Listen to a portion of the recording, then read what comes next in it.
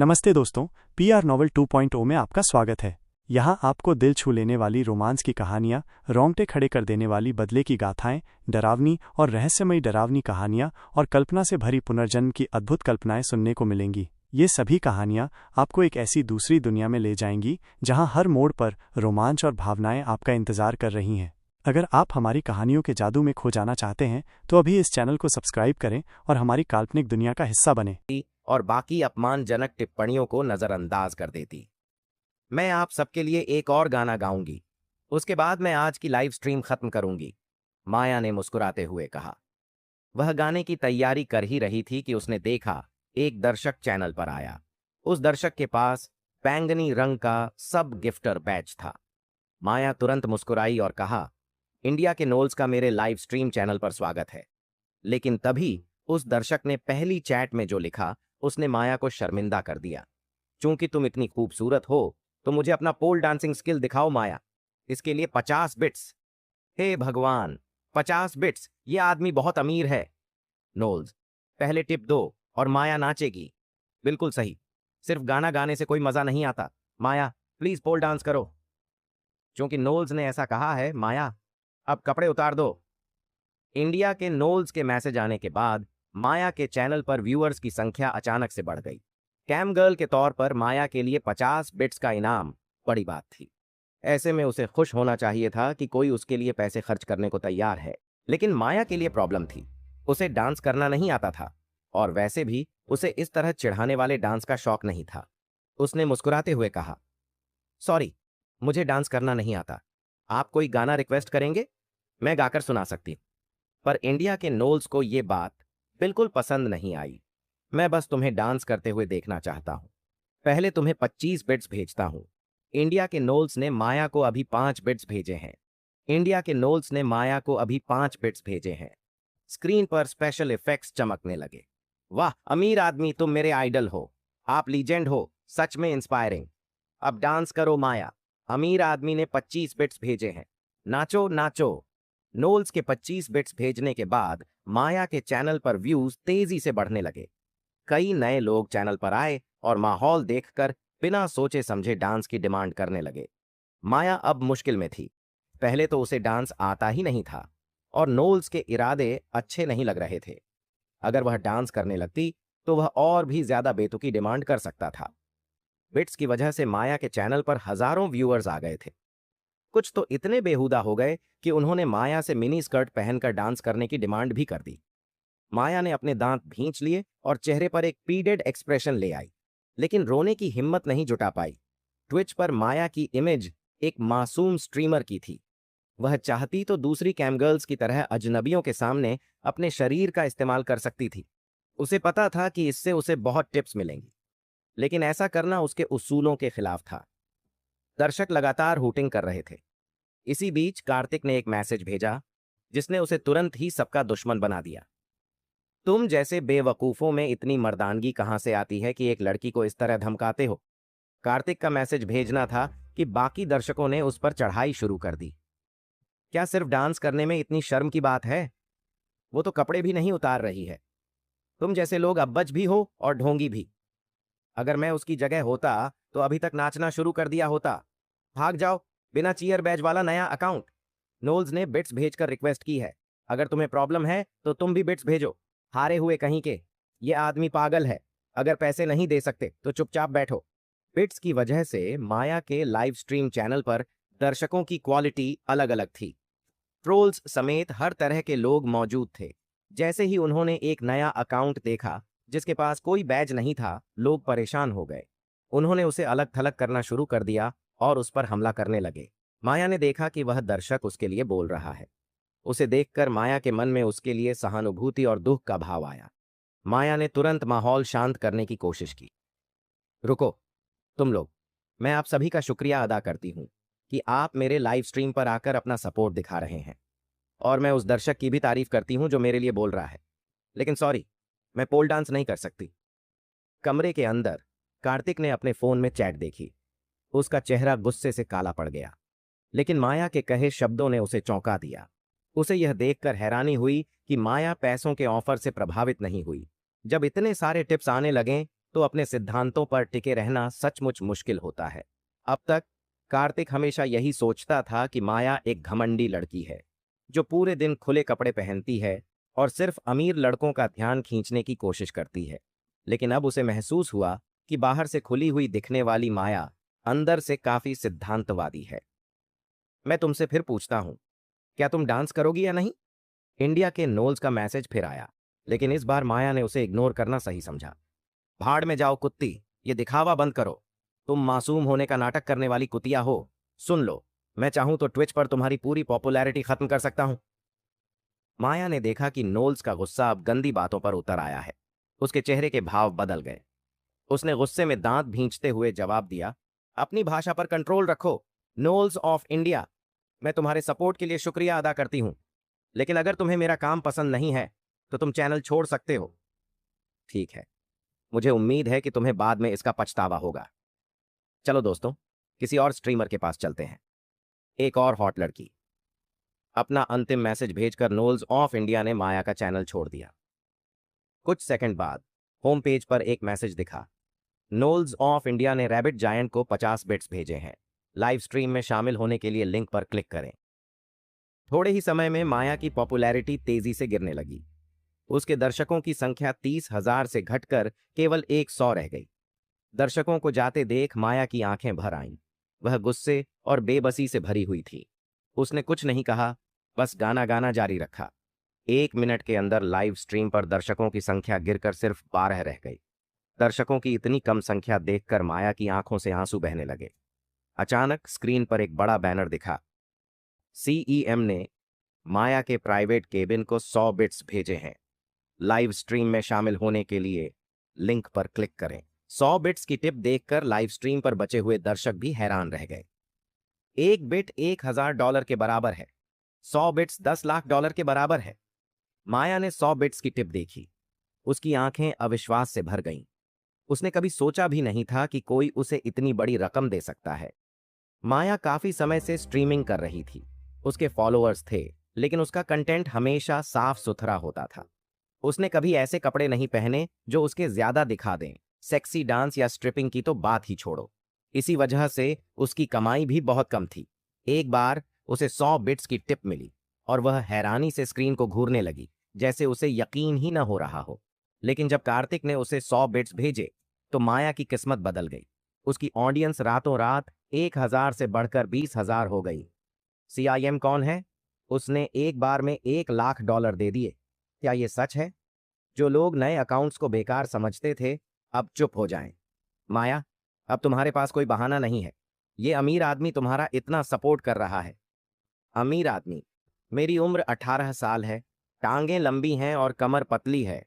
मेरी तरफ देखो, ये मेरा नंबर है, 110000। चलो मजे करते हैं।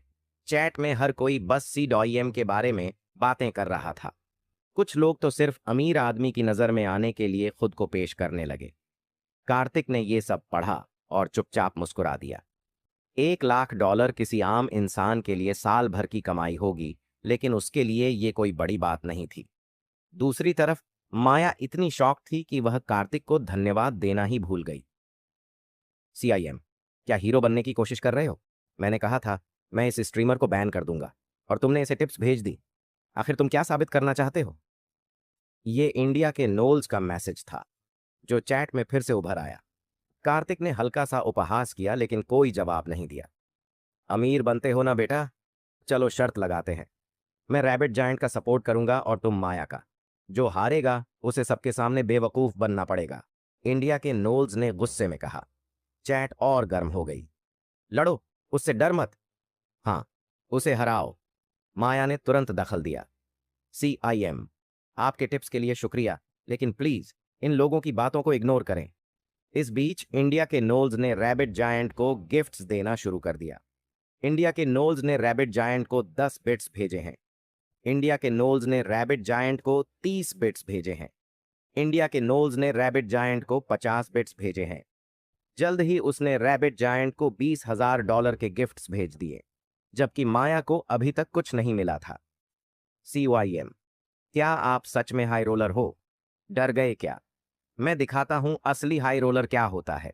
CIM, बोल, क्यों नहीं रहे, ढोंगी कहीं के।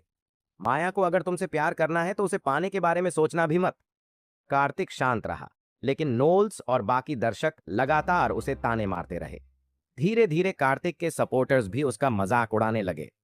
चुप्पी के बीच कार्तिक ने अपने चश्मे उतारे और स्क्रीन पर एक हल्की मुस्कान आई। खेल शुरू करते हैं, उसने खुद से कहा। सीआईएम ने माया के प्राइवेट केबिन को 1 लाख बिट्स की टिप दी। स्क्रीन पर यह मैसेज चमका। 1 लाख बिट्स का मतलब $10 मिलियन था। जैसे ही यह मैसेज सभी ने देखा, पूरा प्लेटफॉर्म चुप हो गया। दर्शक और खुद माया दंग रह गई। उसकी आंखें फटी रह गईं। उसे यकीन नहीं हो रहा था कि कोई उसे एक बार में इतनी बड़ी टिप दे सकता है। हे भगवान, एक और 1,000 बिट टिप। ये वाकई अमीर आदमी है। सीआईएम, आखिर कौन है? ये आदमी वाकई उदार है। चुप्पी के बाद माया के लाइव स्ट्रीम पर दर्शकों की संख्या अचानक 5 लाख तक पहुंच गई। चैट सेक्शन धमाके की तरह भरने लगा। माया स्क्रीन की तरफ देखती रह गई, जैसे कुछ समझ ही नहीं पा रही हो। इंडिया के नोल्स कहाँ हैं? क्या वो शर्त नहीं लगाना चाहता था? नोल्स, अब क्या हुआ? क्यों चुप हो? डरो मत, टिप करते जाओ। इंडिया के नोल्स, जो पहले कार्तिक का मजाक उड़ा रहा था, अब कहीं गायब हो गया। दूसरी तरफ कार्तिक को टिप देने के बाद उसका फोन लगातार वाइब्रेट हो रहा था। बहुत सारे स्ट्रीमर्स ने उसे प्राइवेट मैसेज भेजे। कुछ ने तो अपनी बहुत ही बोल्ड तस्वीरें भेज दीं, जिनमें उनके क्लीवेज साफ दिख रहे थे। लेकिन कार्तिक ने किसी भी मैसेज की परवाह नहीं की। सीआईएम, शुक्रिया, बहुत बहुत शुक्रिया। आपका फेसबुक अकाउंट क्या है? मैं आपको फ्रेंड रिक्वेस्ट भेजना चाहती हूँ। माया की आवाज भावुक हो गई। वह पहले जैसी ठंडी नहीं लग रही थी, बल्कि काफी फ्रेंडली और अट्रैक्टिव हो गई थी। कार्तिक ने चैट में लिखा, ठीक है, अब मैं सोने जा रहा हूं, गुड नाइट। उसने ट्विच बंद किया और सोने की तैयारी करने लगा। बिस्तर पर लेटते ही उसके ख्याल 3 साल पहले की उसकी जिंदगी पर चले गए। उसने सोचा, मैंने अंजलि और खुद को पालने के लिए 3 साल तक फूड डिलीवरी की, हर दिन मेहनत की, लोगों के ताने सहे। लेकिन अब मैं उस मुकाम पर पहुंच गया हूं जहां से दुनिया को दिखा सकता हूं। उन लोगों को उनकी गलतियों का एहसास करवाना बाकी है। वह हल्के से मुस्कुराया और फिर फुसफुसाया, तुम्हें अमीर आदमी चाहिए था अंजलि। अगर तुमने मुझे छोड़कर नहीं गया होता तो आज तुम दुनिया की सबसे अमीर लड़की होती। लेकिन अब बहुत देर हो चुकी है। अचानक दरवाजे पर दस्तक हुई। Talk talk talk. कौन है? कार्तिक ने अनजाने में पूछा। माया की आवाज आई। क्या तुम सो रहे हो कार्तिक? कार्तिक हैरान रह गया।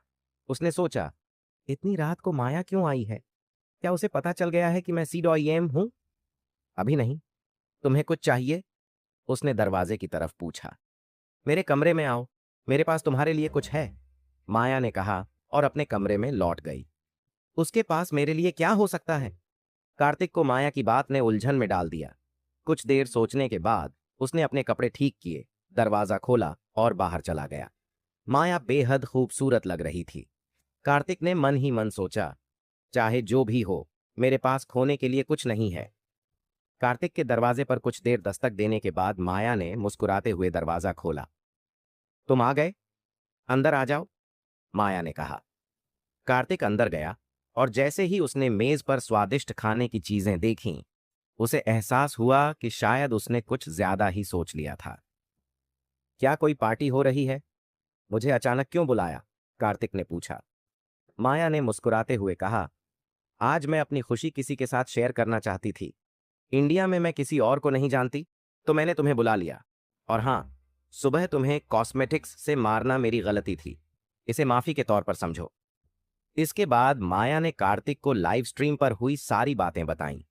कार्तिक चुपचाप सुनता रहा और बीच बीच में हैरानी का नाटक करता रहा। माया को अभी तक यह एहसास नहीं था कि सीडोआईएम वही था। मुझे सच में जानना है कि सीईएम कौन है। वह वाकई बहुत उदार है, माया ने शर्माते हुए कहा और अपनी प्लेट से खाना चबाने लगी। और कौन हो सकता है? कोई अमीर आदमी होगा, कार्तिक ने सादगी से कहा। यकीनन वह अमीर है, वरना इतनी बड़ी टिप देना मुमकिन नहीं होता। जब उसने मुझे टिप दी, मैं वाकई भावुक हो गई थी।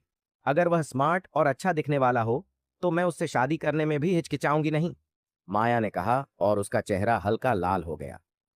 कार्तिक एक पल को चौंक गया, लेकिन फिर उसकी भौहें तन गईं। लड़कियां क्या सिर्फ पैसे के पीछे ही होती हैं? क्या बकवास कर रहे हो? मैंने कब कहा कि मैं सिर्फ पैसों के लिए किसी से शादी करूंगी? माया थोड़ा चिढ़ गई। अभी तो तुम कह रही थी कि तुम उस अमीर आदमी से बहुत प्रभावित हो गई हो, कार्तिक ने सीधा कहा। माया ने जल्दी से जवाब दिया, मैं इसलिए भावुक हो गई थी क्योंकि उसने मेरी मदद की। मदद की? कार्तिक ने हैरानी से पूछा। हाँ, जब मैंने हाई स्कूल पास किया तो मैं घर छोड़कर इंडिया आ गई। मेरे पास कोई खास स्किल नहीं थी। मैं महीने के 2-3 हज़ार डॉलर ही कमा पाती थी। खुद को संभालने के लिए मैंने स्ट्रीमिंग शुरू की, लेकिन मैंने कभी पैसे के लिए अपनी गरिमा या शरीर नहीं बेचा। मेरे अपने प्रिंसिपल्स हैं। लोग मुझे ऑनलाइन गालियां देते थे, मुझे वेश्या तक कहते थे। लेकिन जब सीआईएम ने मेरा सपोर्ट किया तो पहली बार लगा कि कोई मेरी साइड ले रहा है। वह मेरे लिए खड़ा होने वाला पहला इंसान था। माया की आवाज में गहराई थी। तो फिर घर से भागने की जरूरत क्यों पड़ी? कार्तिक ने उत्सुकता से पूछा। बस, कोई खास वजह नहीं, माया ने टाल दिया। मेरे बारे में बात करना बंद करो। तुम्हारे बारे में बताओ, तुम क्या करते हो? माया ने सवाल किया। कार्तिक ने संक्षेप में अपना परिचय दिया और अंजलि के बारे में बताया। उनकी बातें जारी रहीं। माया की स्थिति कार्तिक से थोड़ी बेहतर थी, लेकिन उनकी जिंदगी में बहुत सी समानताएं थीं। दोनों ही अकेले थे और इसी शहर में अपनी जगह बना रहे थे। माया ने और भी बातें शेयर कीं और कार्तिक ने ध्यान से सुना। सुबह 10 बजे तक दोनों बातें करते रहे। इसके बाद कार्तिक अपने कमरे में लौट गया और सो गया। अगली सुबह 10 बजे कार्तिक उठकर फ्रेश हुआ और अपनी इलेक्ट्रिक बाइक पर निकल पड़ा। पिछले 6 महीने से कार्तिक ने अपने लिए नए कपड़े नहीं खरीदे थे, क्योंकि उसे उस वक्त अंजलि की मदद करनी थी। इस वजह से वह हमेशा एक ही पीली टी शर्ट पहनता था। उसके कॉलेज के दोस्त इस बात पर उसका मजाक उड़ाते थे, लेकिन आज जब सुबह उसने अपनी फटी हुई वर्दी देखी तो उसने इंडिया के सबसे बड़े शॉपिंग मॉल में जाकर अपने लिए अच्छे कपड़े खरीदने का फैसला किया। शॉपिंग मॉल में पहुंचने पर उसे एक डिजाइनर कपड़ों की दुकान दिखी। वह सीधे अंदर चला गया। सेल्स गर्ल ने उसे देखकर नीची नजरों से नहीं देखा, बल्कि उसने पूरी लगन के साथ उसकी सेवा की। कार्तिक ने हर स्टाइल के कपड़ों के 5 सेट चुने। इनकी कीमत लगभग $30,000 थी, लेकिन अब इतनी बड़ी रकम उसके लिए कोई मायने नहीं रखती थी। बिल चुकाने के बाद उसने एक सेट अपने पास रख लिया और बाकी कपड़े घर भिजवाने के लिए कह दिए। फिर वह फिटिंग रूम में गया और नए कपड़े पहनकर बाहर निकला। कपड़े आदमी को बनाते हैं, यह कहावत उस पर बिल्कुल फिट बैठती थी। कार्तिक खुद में बदसूरत नहीं था, लेकिन उसकी पुरानी डिलीवरी यूनिफॉर्म उसके व्यक्तित्व को छुपा देती थी। अब डिजाइनर कपड़े पहनने के बाद वह बिल्कुल बदल चुका था। अगर किसी के आकर्षण को तौला जा सकता तो मौजूदा कार्तिक की खूबसूरती से पूरी दुनिया को इम्प्रेस किया जा सकता था। सेल्स गर्ल भी उसकी नई लुक पर मोहित हो गई। उसकी आंखों में चमक थी और जाते जाते उसने कार्तिक को आंख मार दी। फैशन स्टोर से बाहर निकलते ही कार्तिक ने लंबी सांस ली। उसने अपने पूरे जीवन में कभी इतनी खुशी महसूस नहीं की थी। एक झटके में $30,000 खर्च करने के बाद भी उसे कोई पछतावा नहीं था। पहले कुछ $100 खर्च करना भी उसके लिए बड़ी बात होती थी। अब उसे महसूस हुआ कि वह अपने लिए इस भोग विलास का हकदार है। तभी उसके फोन पर कॉल आया। तुम कहाँ हो कार्तिक? काउंसलर की क्लास थोड़ी देर में शुरू होने वाली है। तुम अभी तक क्यों नहीं आए? यह उसके दोस्त सिद्धार्थ का फोन था। मैं बस आ रहा हूं, कार्तिक ने जवाब दिया। उसने अपनी इलेक्ट्रिक बाइक उठाई और कैंपस की ओर चल दिया। जूनियर होने की वजह से उसे ज्यादा क्लास में अटेंडेंस नहीं देनी पड़ती थी, लेकिन काउंसलर की क्लास जरूरी थी। पहली बात, वह काउंसलर की क्लास मिस करने की हिम्मत नहीं कर सकता था, और दूसरी बात, काउंसलर रेचल वेलेस को वह नाराज नहीं करना चाहता था। 10 मिनट बाद कार्तिक लेक्चर हॉल पहुंच गया। उस वक्त काउंसलर अपना लेक्चर दे रही थी। उसने धीरे से दरवाजा खटखटाया। अंदर आइए, एक धीमी और सख्त आवाज आई। कार्तिक ने दरवाजा खोला और अंदर चला गया। उसकी नजर सीधा पोडियम पर गई, जहां एक बेहद आकर्षक महिला बैठी हुई थी। उसने सफेद शर्ट पहन रखी थी जो उसके बस्ट को हाईलाइट कर रही थी। नीचे उसने एक टाइट स्कर्ट पहनी हुई थी जो उसके कर्व्स को और खूबसूरत बना रही थी। उसकी हाई हील्स में ढकी लंबी और स्लिम टांगें बेहद आकर्षक लग रही थीं। ये महिला और कोई नहीं बल्कि कार्तिक की कॉलेज काउंसलर रेचल वेलेस थी। तुम देर से क्यों आए? रेचल ने कार्तिक को ऊपर से नीचे तक देखा और थोड़े गुस्से भरे लहजे में पूछा। और क्या होगा, अगर ऐसा इसलिए है क्योंकि उसने कल रात सभी को खाने पर बुलाकर अमीर होने का दिखावा किया था। अब जब उसने सारा पैसा खर्च कर दिया है तो उसे फिर से डिलीवरी करने जाना होगा। विक्रांत ने जोर से ताना मारा। विक्रांत की बात सुनकर क्लास में सभी हंसने लगे। क्या मैंने तुमसे कुछ पूछा? तुम इतने व्यस्त क्यों हो? रेचल ने विक्रांत को घूरते हुए डांट लगाई। यह सुनकर विक्रांत तुरंत चुप हो गया। इंडिया यूनिवर्सिटी में अफवाह थी कि रेचल की पृष्ठभूमि इतनी शक्तिशाली है कि चांसलर भी उससे पंगा लेने की हिम्मत नहीं करते। इसलिए विक्रांत ने तुरंत चुप रहकर समझदारी दिखाई। मुझे माफ करें मैम, मैं आज सुबह देर तक सो गया, कार्तिक ने शांत स्वर में जवाब दिया। बाहर जाओ और गलियारे में खड़े हो जाओ, और अगर अगली बार देर से आए तो मेरी क्लास में आने की जरूरत नहीं है, रेचल ने ठंडे लहजे में कहा। ठीक है। कार्तिक ने सिर झुकाया और असहाय भाव से क्लासरूम से बाहर चला गया। गलियारे में खड़े होकर उसने पिछले 2 दिनों की घटनाओं के बारे में सोचना शुरू किया। सब कुछ उसे अविश्वसनीय लग रहा था। कल ही अंजलि ने उसे छोड़ दिया था क्योंकि वह दिवालिया हो गया था और उसके दोस्तों ने उसका मजाक उड़ाया था, लेकिन अब वह दुनिया का सबसे अमीर आदमी बन गया था। अंजलि क्या सोचेगी अगर उसे यह पता चले कि अब मेरे पास इतना पैसा है? कार्तिक ने मन ही मन सोचा और एक गहरी सांस ली। आधे घंटे बाद क्लास खत्म हुई। रेचल लेक्चर हॉल से बाहर निकली। उसकी ऊंची एड़ी के जूते की आवाज गलियारे में गूंज रही थी। जब वह कार्तिक के पास पहुंची तो उसे ऊपर से नीचे तक देखा और तिरछी नजर से कहा, दोपहर 4 बजे रजिस्ट्रार ऑफिस से कुछ सामान लाना और मेरे डॉर्म तक पहुंचाना, समझ गए? जी, समझ गया। कार्तिक ने तुरंत सिर हिलाया। और अगर फिर से देर से आए तो मैं तुम्हें नहीं छोड़ूंगी, रेचल ने कहा और अपनी कमर हिलाते हुए नीचे चली गई। कार्तिक दुखी मन से वापस लेक्चर हॉल में आ गया। अंदर आते ही उसने देखा कि अंजलि और मैं वहां नहीं थी। तुम पहले कहां थे कार्तिक? तुम्हारी हिम्मत कैसे हुई काउंसलर की क्लास में देर से आने की? सिद्धार्थ ने धीरे से पूछा। कल रात ज्यादा गेम खेला, इसलिए देर तक सो गया, कार्तिक ने शांत स्वर में जवाब दिया। तुम लॉटरी जीतने के बाद बहुत ज्यादा उत्साहित हो गए होंगे, है ना? सूर्यांश ने मुस्कुराते हुए कहा। कितने पैसे जीते? ज्यादा नहीं, बस 1 लाख के आसपास, कार्तिक ने मुस्कुराते हुए कहा। हे भगवान, 1 लाख ज्यादा नहीं है, तुम तो अमीर बन गए, सूर्यांश ने आश्चर्य से कहा। कार्तिक इस पर ज्यादा बात करने के मूड में नहीं था। उसने इधर उधर देखा और पूछा, आयुष, अंजलि और बाकी लोग कहाँ हैं? क्या वे आज क्लास में नहीं आए? तुम्हें नहीं पता? कल हमारे जाने के बाद अंजलि, मैं और रश्मि का किसी गुंडे के साथ झगड़ा हो गया था। ऐसा कहा जा रहा है कि उस गुंडे के कुछ कनेक्शन हैं। वह आज सुबह अंजलि, मैं और रश्मि को ले जाने के लिए कैंपस में आया था। आयुष को उन्हें बचाने के लिए अभी जाना चाहिए था, सिद्धार्थ ने जल्दी से समझाया। जब से वह आयुष के पीछे पड़ी है, अंजलि एक अलग इंसान बन गई है, बहुत घमंडी हो गई है।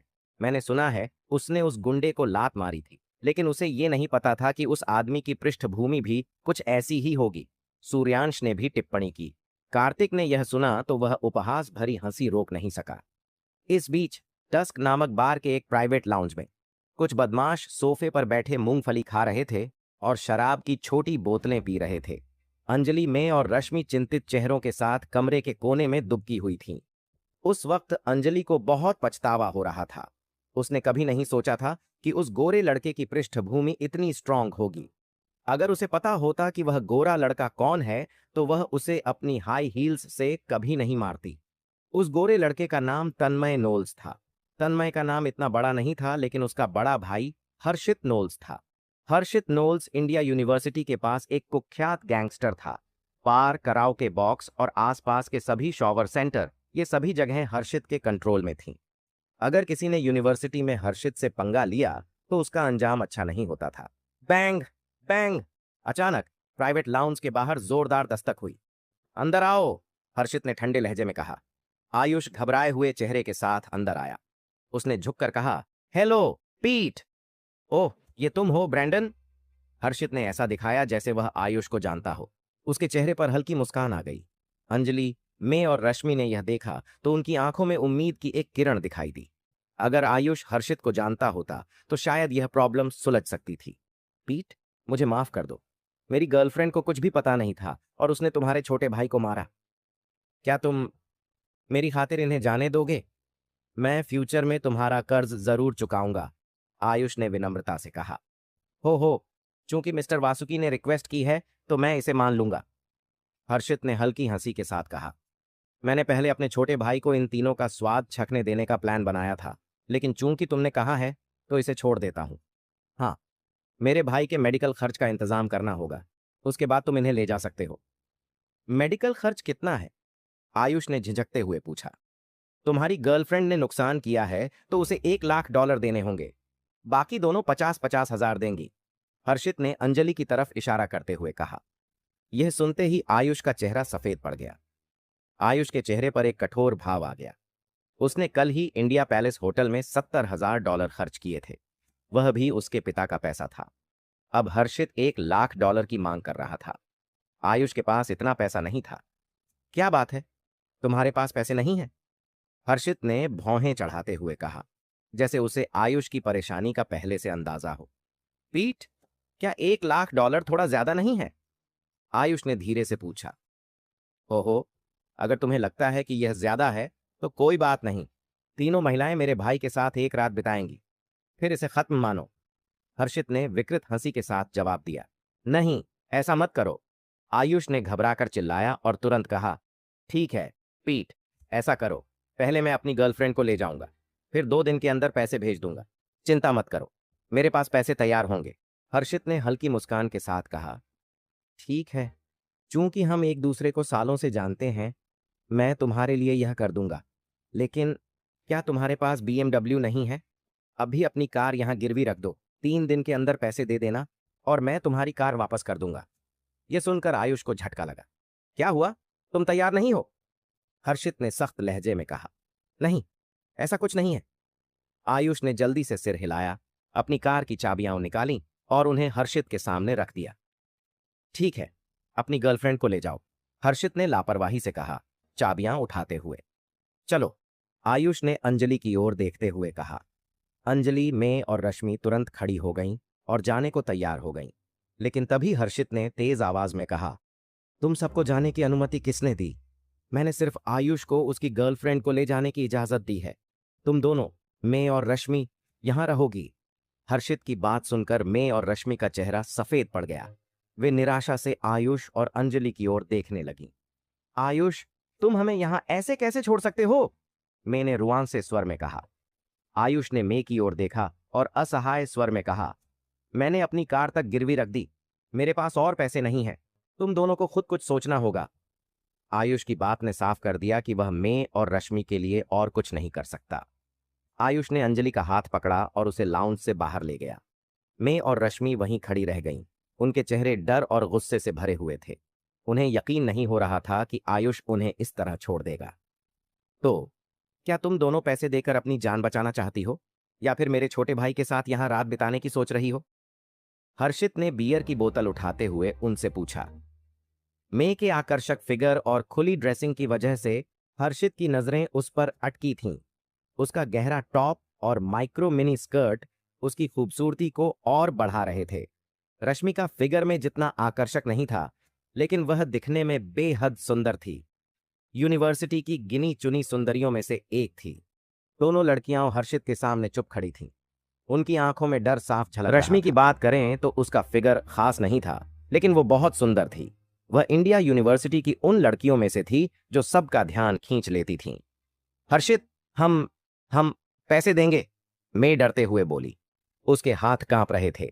उसने झट से अपना फोन निकाला और कॉल करना शुरू कर दिया। रश्मि, जो मैं के पास बैठी थी, उसने भी अपने दोस्तों को कॉल करना शुरू कर दिया। हालांकि मैं और रश्मि दोनों अमीर फैमिली से थीं, लेकिन वो खुद इतने पैसे वाले नहीं थे। $50,000 उनके लिए एक बहुत बड़ी रकम थी। 10 मिनट बाद उन दोनों ने अपने सभी फेसबुक फ्रेंड्स से मदद मांगी, लेकिन कोई भी पैसे देने को तैयार नहीं था। मैं अब क्या करें, मेरा कोई दोस्त मुझे पैसे उधार देने को तैयार नहीं है, रश्मि ने लगभग रोते हुए कहा। वो इतनी परेशान थी कि उसका गला रुंधा हुआ था। मुझे क्या पता, मेरे दोस्तों ने भी मना कर दिया है, सब कह रहे हैं कि उनके पास पैसे नहीं हैं, मैंने बेबसी से कहा। रश्मि ने थोड़ी देर सोचा और फिर धीरे से बोली। मैं, आज अंजलि ने बताया था कि कार्तिक ने लॉटरी स्क्रैच कार्ड से जैकपॉट मारा है, इसलिए उसके पास कल सबको पार्टी देने के पैसे थे। क्यों ना उससे मदद मांगी जाए? लेकिन हमने कल उसे बहुत बेइज्जत किया था, क्या वो हमारी मदद करेगा? मैंने झिझकते हुए पूछा। अभी हमारे पास और कोई ऑप्शन नहीं है। एक बार कोशिश तो करते हैं, रश्मि ने कहा। ठीक है। मैं ने मजबूरी में सिर हिलाया और कार्तिक का नंबर डायल किया। क्लासरूम में कार्तिक ने मे की कॉल देखी। उसे अंदाजा था कि कॉल किस लिए है, इसलिए उसने तुरंत कॉल काट दी। मे ने हार नहीं मानी और दोबारा कॉल किया। कौन है? कार्तिक ने अनजान अंदाज में पूछा। कार्तिक, मैं मे हूं। मुझे अभी $1 लाख की जरूरत है। क्या तुम मदद कर सकते हो? मे ने अपनी बात सीधे कह दी, लेकिन उसकी आवाज में घबराहट साफ झलक रही थी। मैं तुम्हें पैसे क्यों दूं? कार्तिक ने ठंडे स्वर में कहा। तुम? मैं उसकी बात सुनकर हैरान रह गई। उसने गुस्से में कहा, क्या तुमने अंजलि से अभी ब्रेकअप नहीं किया है? अगर तुम मुझे पैसे दे दोगे तो मैं तुम्हारी गर्लफ्रेंड बन जाऊंगी। मेरी शक्ल अंजलि से कम नहीं है और मेरा फिगर तो उससे बेहतर ही है। तुम मेरी गर्लफ्रेंड बनना चाहती हो? कार्तिक हंस पड़ा। फिर उसने मजाकिया लहजे में कहा, तुम्हें लगता है कि तुम इसके लायक हो? कार्तिक, तुम अपनी हद पार कर रहे हो। ये तुम्हारा जैकपॉट का पैसा ही है, कोई बड़ी बात नहीं। क्या मैं इतनी भी लायक नहीं हूं? मे को गुस्सा और शर्मिंदगी दोनों महसूस हुए। ठीक है, कार्तिक ने कहा, मैं तुम्हें बचाने आ सकता हूं, लेकिन एक शर्त है। तुम और मैं एक होटल में रात बिताएंगे। क्या कहती हो? तुम? मे को ऐसा जवाब मिलने की उम्मीद नहीं थी। उसका चेहरा लाल हो गया। तुम्हें सोचने के लिए आधा मिनट देता हूं। आखिर कॉल चार्ज भी महंगे होते हैं, कार्तिक ने बेरुखी से कहा। मे ने अपना फोन पकड़ा और खुद को उस गोरे लड़के की तरफ मुड़ने से नहीं रोक पाई। उसे अभी गोरे लड़के और कार्तिक में से किसी एक को चुनना था। कार्तिक की हालत थोड़ी खराब थी, लेकिन वो दिखने में अच्छा था। पूरे साल खाना डिलीवर करने की वजह से उसका शरीर काफी मजबूत और मर्दाना लगता था। अगर मे को उन दोनों में से किसी को चुनना पड़े तो वो कार्तिक को चुनना पसंद करेगी। ये तो बस उसके साथ एक रात बिताने जैसा है। ये उस गोरे गुंडे के हाथों में पड़ने से बेहतर है, मे ने खुद से कहा। कल टीवी ने कुछ ऐसा कहा था जिससे उस गोरे लड़के को बहुत बुरा लगा। कौन जानता है कि अगर मैं उसके साथ रात बिताऊं तो वो मेरे साथ क्या करेगा। मे ने अपने ऑप्शन पर ध्यान दिया। उसने अपने होंठ काटे और कहा, ठीक है कार्तिक, मैं ये करूंगी। कार्तिक ने उसका जवाब सुनते ही तुरंत फोन काट दिया। वो थोड़ा इमोशनल हो गया।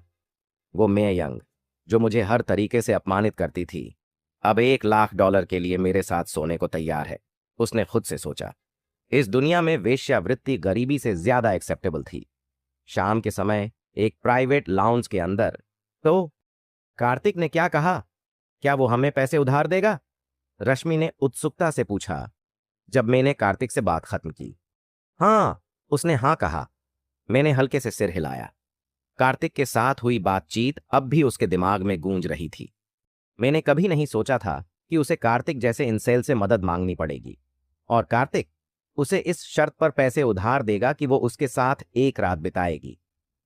मे के लिए ये बात एक्सेप्ट करना आसान नहीं था, लेकिन अगर वो $1 लाख नहीं जुटा पाई तो उसका फ्यूचर कहीं ज्यादा खतरनाक हो सकता था। वो गोरा लड़का कुछ भी कर सकता था। मुझे नहीं पता था कि उसमें अभी भी थोड़ी इंसानियत बची है और वो हमें पैसे उधार देने को तैयार है, रश्मि ने कहा। यह सुनकर उसे थोड़ी राहत मिली। मैंने अपनी भौहें सिकोड़ी और रश्मि की तरफ पलटी। देखो, मैं तुम्हें ये पैसे उधार दे रही हूं। जब तुम्हारे पास पैसे होंगे तो मुझे वापस देना पड़ेगा। क्यों? क्या कार्तिक वो नहीं है जिसने हमें पैसे उधार दिए? रश्मि नाराज थी। रश्मि को लग रहा था कि अगर वो कार्तिक के साथ अच्छी बनेगी और उसका पक्ष लेगी तो कार्तिक कर्ज माफ कर सकता है। उसे पूरा भरोसा था कि वो कार्तिक जैसे लड़के को हैंडल कर लेगी। तुम्हें क्या लगता है कार्तिक इतना बेवकूफ है कि यूं ही पैसे उधार देगा? उसने ये पैसे सिर्फ इस शर्त पर देने को कहा है कि मैं उसके साथ एक रात बिताऊं। अगर तुम्हें ये पैसे चाहिए तो उसकी ये कंडीशन फुलफिल करो। मैं तो छोड़ दूंगी, मैंने गुस्से में कहा। रश्मि दंग रह गई। उसका मुंह खुला रह गया और वो कुछ बोल नहीं पाई। थोड़ी देर बाद उसने कहा, तुम पागल हो मैं? तुम $50,000 के लिए कार्तिक जैसे किसी के साथ कैसे सो सकती हो? कार्तिक के साथ सोने के अलावा हमारे पास और कोई ऑप्शन है? क्या कार्तिक के साथ सोना तन्मय के साथ सोने से बेहतर नहीं है? मैंने व्यंग्य से कहा। रश्मि वहीं खड़ी रही, स्टन्ड। उसे समझ में नहीं आया कि क्या जवाब दे। इस बारे में किसी और को मत बताना, वरना मैं वादा करती हूं कि मैं तुम्हें खुद मार डालूंगी, मैंने रश्मि को घूरते हुए कहा। मैं किसी को नहीं बताऊंगी, चिंता मत करो। रश्मि ने जल्दी से जवाब दिया। तन्मय सोफे पर बैठा अधीर हो रहा था। उसने गुस्से में मेज पर हाथ मारा और डांटते हुए कहा, क्या तुम दोनों ने अभी तक पैसे उधार लिए हैं? अगर कोई तुम्हारे लिए नहीं आया तो याद रखना, तुम दोनों मेरे पीछे आओगे। मेरा दोस्त थोड़ी देर में यहां आ जाएगा। तन्मय की बात सुनकर मे की आंखों में डर साफ झलक रहा था। 5 मिनट और। अगर 5 मिनट बाद भी तुम्हारा दोस्त नहीं आया तो तुम जानती हो कि क्या होगा, तन्मय ने अधीरता से कहा। मे कोने में दुबकी हुई थी, डर के मारे सिर हिला रही थी, लेकिन बोलने की हिम्मत नहीं जुटा पाई। दस्तक, दस्तक, दस्तक। तभी किसी ने लाउंज के दरवाजे पर दस्तक दी।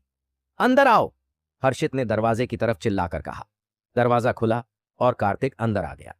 उसे देखते ही मे और रश्मि की आंखों में उम्मीद की चमक आ गई। मैं इनके लिए यहां हूं, कार्तिक ने मे और रश्मि की ओर देखते हुए भावशून्यता से कहा। क्या तुम पैसे लेकर आए हो? हर्षित ने ठंडी आवाज में पूछा। वो सोफे के बीच में बैठा हुआ था और कार्तिक की तरफ देखा तक नहीं। कार्तिक ने अपने साथ लाए फोर्ड डिलीवरी बैग को टेबल पर रखा और बोला, ये रहे $1,00,000। तन्मय ने झपट कर बैग खोला और फिर कार्तिक की ओर बढ़ा। उसने तिरस्कार भरी नजरों से उसे देखा और हल्के से मुस्कुराया। मुझे उम्मीद नहीं थी कि तुम जैसा इंसेल इतनी जल्दी $10,000 लेकर आ सकता है। तुम तो अमीर हो, कार्तिक ने शांत स्वर में कहा। मैं अमीर हूं या नहीं, इससे तुम्हारा कोई लेना देना नहीं है। कितना घमंडी है। तन्मय कार्तिक के पास आया और गौर से उसे देखा। अचानक उसकी आंखें बड़ी हो गईं। अब समझ आया, तुम इतने जाने पहचाने क्यों लग रहे हो। तुम वो लड़के हो जो इंडिया यूनिवर्सिटी के पास डिलीवरी करता है, सही है ना? ये वही लड़का है, तन्मय के साथी ने कहा। मैंने इसे कई बार यूनिवर्सिटी के बाहर देखा है। तन्मय हंसने लगा। तो इस $1,00,000 के लिए तुम्हें कितनी बार डिलीवरी करनी पड़ी, और वो भी इन 2 लड़कियों के लिए? ये सच में वर्थ इट है? तन्मय के बगल में बैठे एक अन्य ने कहा। मैंने सुना है इसकी गर्लफ्रेंड ने इसे छोड़ दिया। 3 साल तक जो भी पैसे कमाए वो उस लड़की पर उड़ा दिए, और आखिरकार वो किसी अमीर लड़के के साथ भाग गई। मजेदार बात यह है कि उसे उस दिन पता चला जब उसने होटल में खाना डिलीवर किया और उस लड़के से टकरा गया। कितना पैथेटिक इंसान है। हाँ हाँ, ये लड़का तो असली इंसेल निकला। हीरो बनने की कोशिश कर रहा है, जबकि खुद को भी ठीक से खाना नहीं खिला सकता। हंसते हंसते मेरी जान निकल रही है, तन्मय ने ठहाका लगाया। बाकी लोग भी हंसने लगे। सभी की हंसी और ताने सुनने के बावजूद कार्तिक का चेहरा शांत था। वो अपनी जगह अविचल खड़ा रहा। उसके लिए ये लोग महज जोकरों का झुंड थे। हालांकि उनकी नजर में कार्तिक कायर लग रहा था। मे और रश्मि ने कार्तिक को चुपचाप खड़े देखा। उसकी स्थिरता देखकर उनकी आंखों में घृणा झलकने लगी। उन्होंने कभी किसी आदमी को इतना अपमानित होते हुए भी इतना शांत नहीं देखा था। कार्तिक की यह उदासीनता उन्हें निराश कर गई। अब उन्हें एक बात साफ हो गई थी, भले ही कार्तिक के पास पैसे आ गए थे, लेकिन वह अब भी उनकी नजरों में असफल था। मे को अब पछतावा होने लगा था। कार्तिक जैसे इंसान के साथ सोना उसकी इज्जत पर धब्बा लग सकता था। उसने सोचा, तन्मय नोल्स के साथ सोना शायद इससे बेहतर होता। क्या आप सबकी हंसी खत्म हो गई? कार्तिक ने धीरे से अपना सिर उठाया और तन्मय की तरफ देखा। नहीं, अभी नहीं। हा हा हा, मुझे थोड़ा और हंसने दो, तन्मय ने पेट पकड़कर कहा।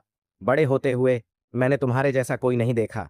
सच में, मैं हंसते हंसते मर जाऊंगा, तन्मय ने जोर से हंसते हुए कहा। कार्तिक ने कुछ नहीं कहा। वह चुपचाप खड़ा रहा। रश्मि और मैं चुपचाप उसकी ओर देख रही थीं। तन्मय को अपनी हंसी रोकने में थोड़ी देर लगी। उसने कार्तिक की ओर देखा और बोला, ठीक है, चूंकि तुम पैसे लेकर आए हो, मैं तुम्हारे लिए मुश्किलें नहीं खड़ी करूंगा, लेकिन एक काम करो, मेरे जूते चाट कर साफ करो और मैं तुम सबको जाने दूंगा।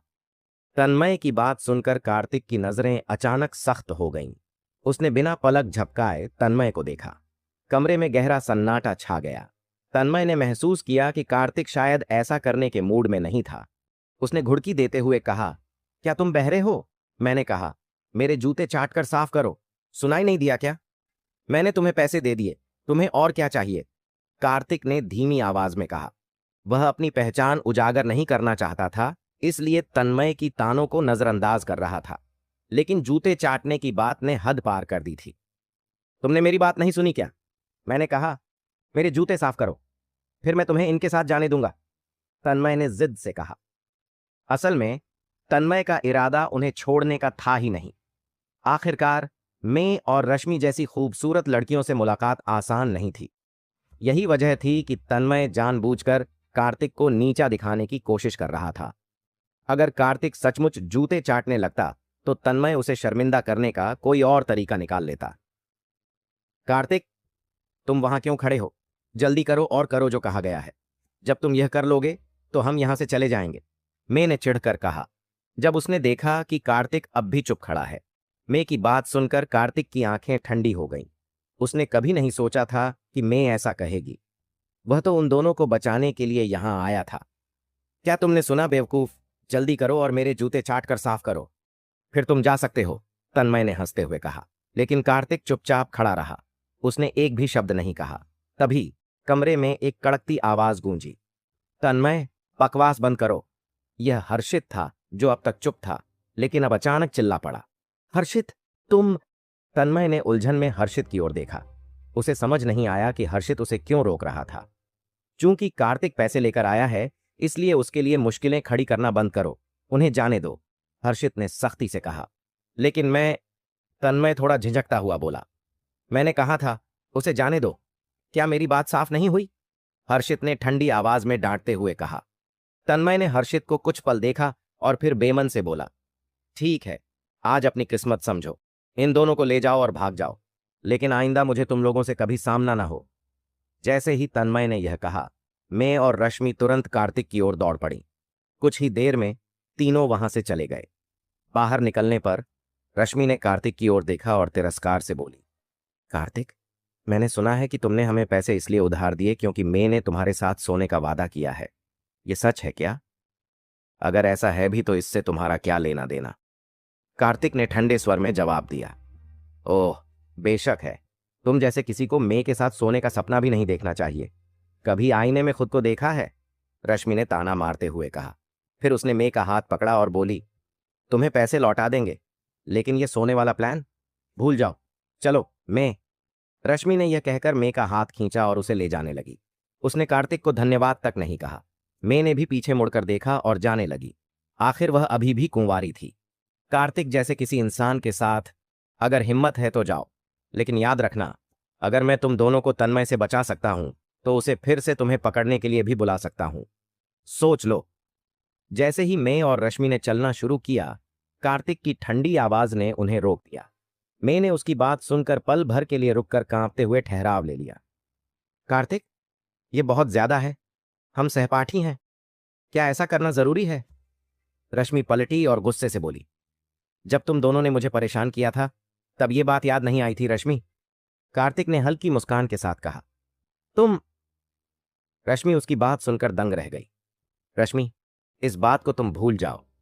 मैं बस उसके साथ एक रात बिता लूंगी, वरना तन्मय सच में हमें फिर पकड़ लेगा। मैंने घबराते हुए फुसफुसाया। मैं तुम्हें उसके जैसे इंसान के साथ खुद को बर्बाद करने नहीं दूंगी, रश्मि चिल्लाई। उसकी बड़ी बड़ी आंखें गुस्से से चमक रही थीं। तुम्हें कोई परेशानी है तो मैं तुम्हें रोक नहीं रहा, तुम भी मेरे साथ रह सकती हो। कार्तिक ने तंज कसते हुए रश्मि की तरफ देखा। ये सुनते ही रश्मि ने तुरंत मैं का हाथ छोड़ा और पीछे हट गई। उसने जल्दी जल्दी कहा, चिंता मत करो, मैं किसी को नहीं बताऊंगी। इतना कहकर रश्मि तेजी से वहां से चली गई। उसे डर था कि कार्तिक कहीं उसे रोकने न लगे। इस बीच मैं निराश होकर रश्मि की पीठ को घूर रही थी। उसे समझ नहीं आ रहा था कि क्या कहे। कार्तिक ने एक टैक्सी बुलाई और मैं से कहा, बस वहीं खड़ी मत रहो, टैक्सी में बैठ जाओ। मैं थोड़ी देर अपनी जगह पर खड़ी रही। एक पल के लिए झिझकी, फिर उसने दांत पीस लिए और कार्तिक के पीछे टैक्सी में बैठ गई। 10 मिनट बाद कैब स्टार होटल के प्रवेश द्वार पर रुकी। कार्तिक को पता था कि इंडिया यूनिवर्सिटी से कई जोड़े हर वीकेंड यहां आते हैं। हालांकि उसने खुद पहले कभी किसी होटल में कदम नहीं रखा था, इसलिए उसे और किसी जगह का अंदाजा नहीं था। वह मे को सिर्फ यहीं ला सकता था। यह तुम्हारा प्लान है कार्तिक, फिर भी तुम मुझे इस तरह के जर्जर होटल में लाए हो, मे ने टैक्सी से उतरते हुए कहा। उसके चेहरे पर असंतोष झलक रहा था। कम से कम मैं तुम्हें होटल तक तो ले आया, क्या तुम चाहती हो कि मैं तुम्हें जंगल में ले जाऊं और तुम्हारे साथ वहीं करूं? कार्तिक ने बिना किसी भाव के जवाब दिया। तुम? कार्तिक की बात सुनकर मैं तुरंत शर्मा गई। फिर उसने गुस्से में दांत पीसते हुए कहा, देखो, तुम्हें यह बात किसी और से कहने की जरूरत नहीं है, वरना मैं मरने के बाद भी तुम्हें माफ नहीं करूंगी। और सुनो, जब हम होटल के कमरे में पहुंचे तो मुझे कहीं भी छूने या चूमने की कोशिश मत करना। जल्दी निपटा लेना, और मैं ये सब ऐसे समझूंगी जैसे मुझे कुत्ते ने काटा हो। भविष्य में हमारे बीच कोई लेन देन नहीं होगा। क्लियर है? मे की बातें सुनकर कार्तिक कुछ पल के लिए चुप रह गया। फिर वह रिसेप्शन पर गया और प्रति घंटे के हिसाब से एक कमरा बुक कर लिया। होटल में प्रवेश रिसेप्शन पर मौजूद लोग कार्तिक और मे को देखकर थोड़े चौंक गए। कार्तिक की सादगी और साधारण कपड़े देखकर वह उन्हें किसी हारे हुए इंसान जैसा लगा।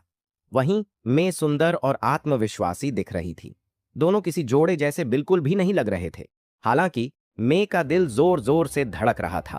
वह पहली बार किसी लड़के के साथ ऐसी जगह आई थी, इसलिए वह अंदर ही अंदर काफी घबराई हुई थी। कमरे के दरवाजे के पास खड़े होकर वह हिचकिचा रही थी। अंदर जाने की हिम्मत नहीं जुटा पा रही थी। अंदर आ जाओ, कार्तिक ने दरवाजा खोलते हुए भावशून्यता से कहा। नहीं, मैं नहीं जाऊंगी। मैंने एक कदम आगे बढ़ाया, लेकिन तुरंत रुक गई। क्या तुम अपनी बात से पलट रही हो? कार्तिक ने मे को घूरते हुए पूछा। तो क्या हुआ अगर मैं पलट रही हूं? यह मेरा पहला मौका है। मैं तुम्हारे जैसे हारे हुए इंसान के साथ ये सब नहीं कर सकती, मैंने गुस्से में कहा। अगर तुम नहीं आओगी तो मैं अभी तन्मय नोल्स को कॉल करूंगा। क्या तुम्हें लगता है वो तुम्हारे साथ सभ्य रहेगा? कार्तिक की बात सुनकर मे की आंखों में गुस्सा भड़क उठा। उसने जवाब दिया, क्या तुम मुझे बेवकूफ समझते हो? तन्मय नोल्स को तुम्हारे पैसे पहले ही मिल चुके हैं। वो तुम्हारी क्यों सुनेगा? मैं अभी चली भी जाऊं तो तुम मेरा कुछ नहीं कर सकते। मैं मुड़ी और एस्केलेटर की ओर चलने लगी। अगर तुम चली गई तो मैं तन्मय को तुम्हें पकड़कर मेरे पास लाने को कहूंगा। सोच लो, मैं ये कर सकता हूं, कार्तिक ने ठंडी आवाज में कहा। तुम गंदे हारे हुए आदमी, इतना दिखावा मत करो, मैंने पलटकर कहा। उसकी आवाज में अब भी गुस्सा था।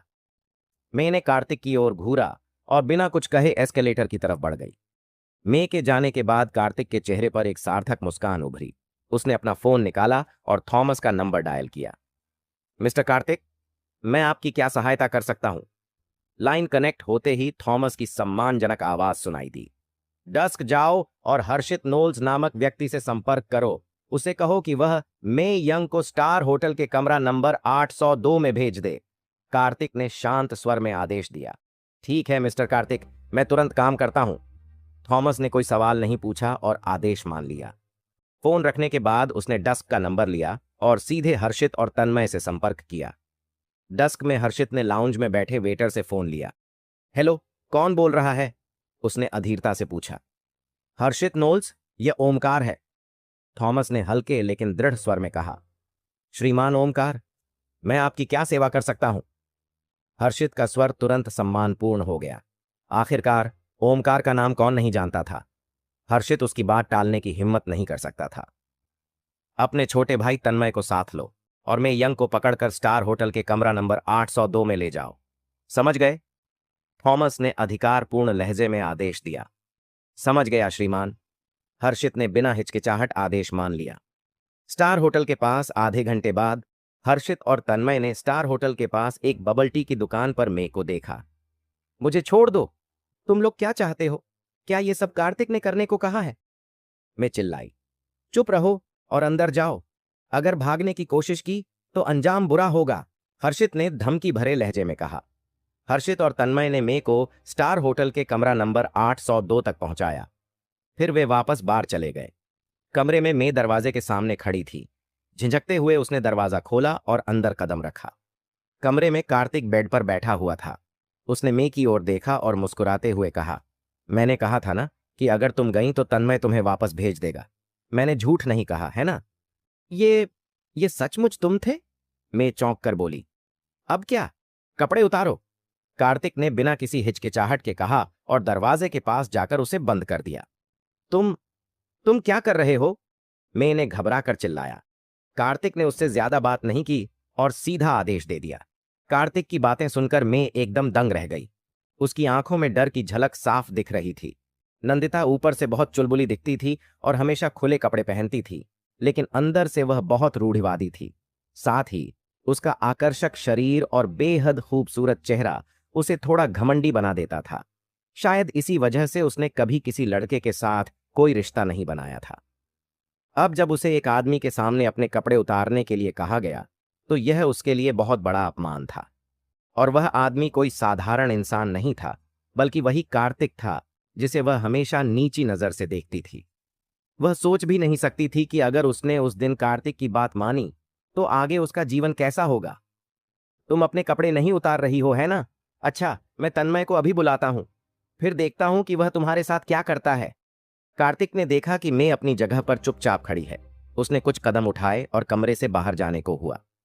नहीं प्लीज, मैं उतार दूंगी, ठीक है? मैंने जल्दी से अपना हाथ बढ़ाकर कार्तिक का हाथ पकड़ लिया और होंठ काटते हुए बोली, तो फिर जल्दी करो। कार्तिक ने पलटकर उसे सिर से पैर तक घूरा। मैंने गहरी सांस ली और कांपते हाथों से अपनी माइक्रो मिनी स्कर्ट का बटन खोला, फिर धीरे से उसे नीचे उतार दिया। जैसे ही उसने अपनी स्कर्ट उतारी, कार्तिक की नजर उसकी गोरी और पतली टांगों पर पड़ी। उसे यह मानना पड़ा कि मे का शरीर वाकई बहुत आकर्षक था। इसे किसी चमत्कार से कम नहीं कहा जा सकता। आगे बढ़ो, कार्तिक ने ठंडे लहजे में कहा। मैंने उसे घूरा, फिर कुछ सेकंड झिझकते हुए अपने होंठ काटे और अपना टॉप उतारना शुरू किया। लो कट ब्लाउज उतारने में उसे ज्यादा वक्त नहीं लगा और अब उसका आकर्षक शरीर कार्तिक के सामने था। मैंने हाथों से अपनी छाती ढक ली और शर्माते हुए बोली, जल्दी करो, जो करना है करो। कार्तिक ने उसकी बात सुनकर हल्की सी मुस्कान दी और फिर ऐसा कुछ किया जिसकी उसने उम्मीद भी नहीं की थी।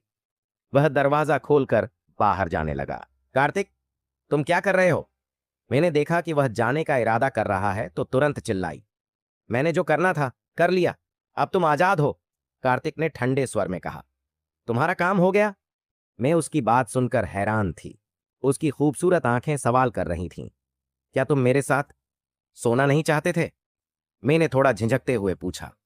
फिर अचानक जैसे उसे कुछ सूझा, वह जल्दी से उसके पास गई और उसका हाथ पकड़कर बोली, कार्तिक, मुझे पता है कि मैं गलत थी। मैंने जो कहा था वह सब वापस लेती हूं। तुम मुझे चूम सकते हो, अभी जो चाहो कर सकते हो।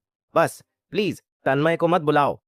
मैं इतनी घबराई हुई थी कि उसने अपने हाथों से अपना सीना भी ढकने की कोशिश नहीं की। उसका शरीर पूरी तरह से उजागर था। क्या मैंने कभी कहा था कि मैं तन्मय नोल्स को बुलाने जा रहा हूं? कार्तिक ने नंदिता से धीरे से पूछा। आप अगर तन्मय को नहीं बुला रहे हैं तो फिर क्यों जा रहे हैं? मैं कुछ देर के लिए चुप रही। फिर उसने पूछा, तुमने सच में सोचा कि मुझे तुम्हारे साथ सोने में दिलचस्पी है? कार्तिक ने मैं को देखा और बिना हंसे रह नहीं सका। फिर उसने तिरस्कार से कहा, मेरे मन में तुम्हारे जैसी औरतों के लिए कोई ख्याल नहीं होगा, भले ही तुम मेरे सामने खुद को पूरी तरह से नंगा कर लो। मैंने आज जो किया वह बस यह देखने के लिए था कि तुम्हारे जैसी पैसे की लालची औरत पैसे के लिए कितनी दूर जा सकती है। मैं, कार्तिक, ऐसी औरत के साथ नहीं सो सकता जो अपनी पहली बार $50,000 में बेच देती है। You bastard! मैंने गुस्से में भौहें सिकोड़ी और चीखते हुए कार्तिक को घूरने लगी। मैं कैसे गलत हूं? कार्तिक ने बेफिक्री से पूछा। तुमने यह सब मुझे अपमानित करने के लिए किया है ना? मैंने गुस्से से पूछा। बिल्कुल सही। मैं तुम्हें बताना चाहता था कि मैं तुम जैसी औरतों पर उंगली भी नहीं उठाऊंगा, चाहे तुम पूरी तरह से नग्न होकर मेरे बिस्तर पर क्यों न रेंगो। कार्तिक ने तिरस्कार भरे लहजे में जवाब दिया। फिर वह पलटा और कमरे से बाहर चला गया। कमरे में सिर्फ मैं खड़ी रह गई, एकदम अचंभित। कार्तिक के अभी अभी कहे शब्द उसके दिमाग में गूंज रहे थे। तभी उसे एहसास हुआ कि पहले उसका व्यवहार कितना हास्यास्पद था। शायद उसे कार्तिक को अपमानित करने का कोई हक नहीं था, क्योंकि वह खुद भी उससे बेहतर नहीं थी। स्टार होटल से बाहर निकलते ही कार्तिक ने अपना फोन निकाला और थॉमस का नंबर डायल किया। कैसे मदद कर सकता हूं मिस्टर कार्तिक? कॉल लगते ही थॉमस की आवाज आई। तन्मय नोल्स नाम के एक आदमी की जांच करने में मदद करो, कार्तिक ने धीरे से कहा।